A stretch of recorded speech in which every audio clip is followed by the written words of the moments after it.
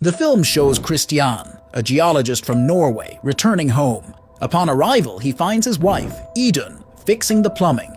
During lunch, he shares with the family that they will soon move to a new house. Later, he goes to work and enjoys a final lunch with colleagues before moving to Stavanger with his family. While packing, an alarm sounds. He discovers that the groundwater level has suddenly dropped, but there were no other incidents. Arvid, his boss, reassures him that the mountain is calm and everything is under control. Despite being ready to leave, with only some final adjustments pending, Christian can't stop thinking about the drop in water level. He finds the situation very unusual and can't forget about it. While waiting for the ferry, he observes the nearby mountain and has an idea. He returned to the Geology Institute and left the children in the car while chatting with former colleagues.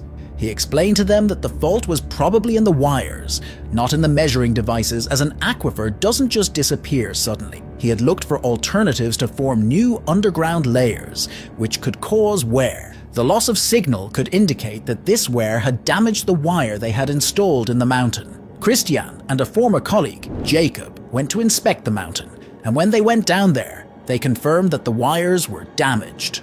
Frustrated, they returned, and Christian could only issue a precautionary alert to avoid alarming the city. He wanted to trigger the red alert to evacuate the entire city, but his colleagues said it wouldn't be ideal to worry the city residents. It would be chaos. Hey, what would you do if you had only 10 minutes to leave your city due to a tsunami? The film I'm going to summarize is called Bølgen. In English, The Wave. It's a very good Norwegian film that mixes suspense, drama, and action. Before getting into the summary, I invite you to subscribe to the channel, activate the bell, and leave a like to receive the best recaps. Upon returning to the car, Christian noticed the children's absence and went to the hotel where Idun works, finding them there. Julia, the daughter, wanted to go back home to say goodbye, while Sondre, the son, remained at the hotel after seeing the young receptionist. George was alone at the Geology Center, watching a film, when he noticed the sensors indicating abnormal readings and contractions in the rocks. He and Margot informed Arvid about the sensors' findings. Arvid and Jacob decided to enter the mountain to check the sensors personally. Meanwhile, Christian, still restless, called the Geology Center to hear any news. He went to the place where he kept old objects in search of something specific. Upon finding it, he compared the contraction data he had previously recorded in Viant and Randa, realizing that these contractions signaled an avalanche. The records from both locations showed that the mountains weren't expanding, but being compressed against each other. With this information, Christian called the Geology Center again and shared his discovery with Arvid. Just as Arvid and Jacob started climbing, an unexpected earthquake occurred, and Jacob ended up trapped by his feet. George and Margot then lost communication with them. It was also observed that the groundwater level was dropping at various points, a sign that a tsunami could occur soon. Christian, still on the phone with the group, instructed Margot to activate the alarm. Margot triggered the tsunami alert, and the city's population was warned of the approaching danger. Shortly after, an avalanche was triggered. Arvid, while trying to help Jacob, was hit by a rock and died. Christian was taking Julia to a safe place, warning everyone along the way to quickly climb the hill to escape the tsunami. At the same time, Idun and her colleague Vibeke informed all guests about the tsunami risk and directed everyone to go to the tour bus to leave the city, with Idun noting that Sondre was missing. She went looking for him, and Maria, a guest, asked her husband Philip to help Idun search for her son. With heavy traffic, Christian saw that there wouldn't be time to leave the city and chose to leave the car and run up the hill with his daughter. He told everyone else to leave their cars and run uphill on foot. When his neighbor Anna got stuck between two vehicles, Christian instructed Julia to accompany Thomas, Anna's husband, and Teresa, the couple's daughter, up the hill while he rescued Anna. Realizing that the tsunami was inevitable and it was too late, they decided to take shelter inside a car.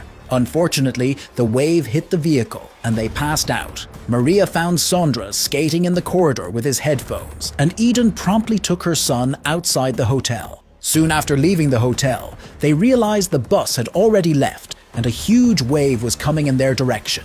Idun directed everyone to seek refuge in the building's basement. Sondre and Philip ran back to the hotel, while Maria was paralyzed with fear and Idun had to drag her to safety. The two men entered a room and anxiously waited for Eden and Maria. Eden managed to get in, but Maria was swept away by the force of the water. Philip desperately called for his wife, but Eden insisted they needed to close the door, as it was unlikely Maria had survived. With difficulty, they closed the door against the water that was invading the place, and at the moment, they succeeded. Everything went dark. Christian woke up and was horrified to see Anna seriously injured. With the sad certainty that she had died, he left the car and crawling climbed the hill in search of Julia and others who might have survived. When he found Julia, he hugged her and silently apologized to Thomas because he couldn't save Anna. At the geology center, George and Margot received a phone call from Jacob. They spoke on the phone and asked if Jacob was okay and if he was with Arvid. Jacob didn't say anything, but his silence made Margot and George cry because they understood that Arvid had died. In the hotel basement, Iden supported Philip, who had lost his wife. Christian was worried about Eden and Sandra because the bus Iden mentioned still hadn't arrived.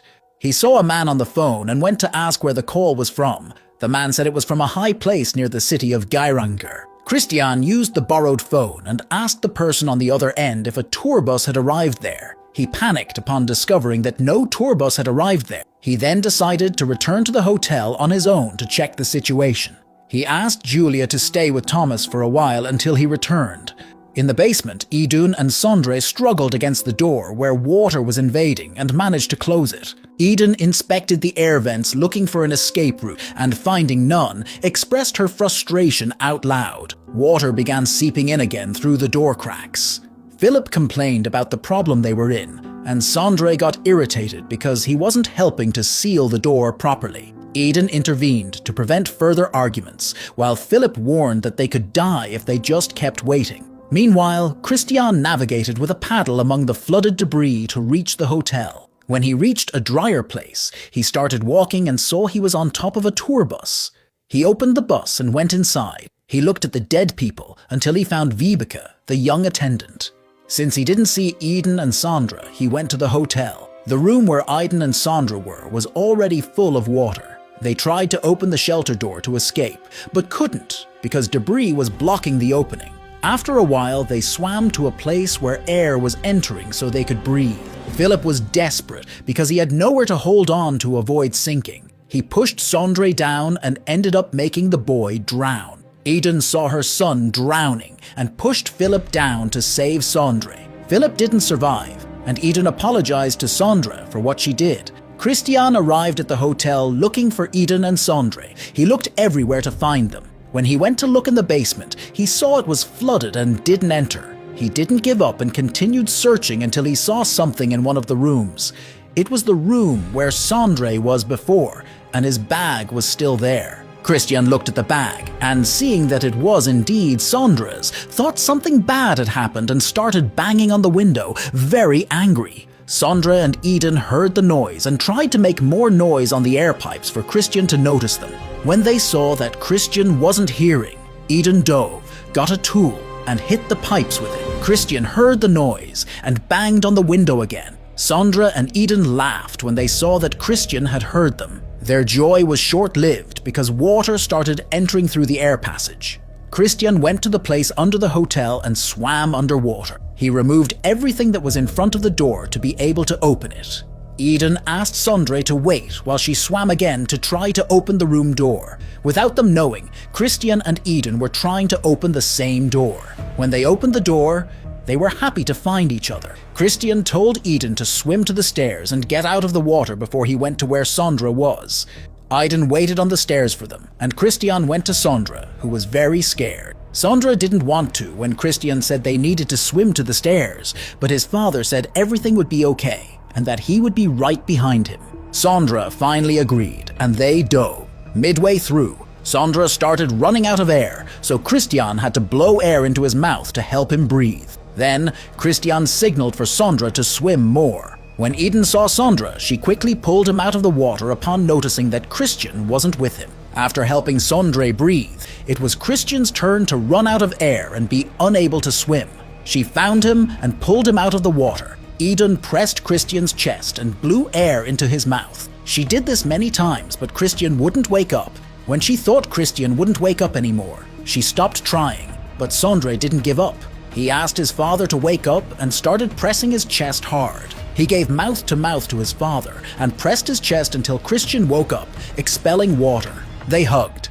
At the same time, Julia was sitting with Teresa, restless, thinking about her family. When she heard the sound of a helicopter, she looked to see if it was her family arriving. She was sad when she discovered it wasn't. Then the helicopter left. Soon after, she spotted her parents and brother approaching. She ran towards them and Eden lifted her in the air. They all continued climbing to the location of the rescuers and others who had survived, happy to be together again. And so the film ends. What rating would you give this film? And don't forget to activate the bell to stay up to date with new summaries. So until next time,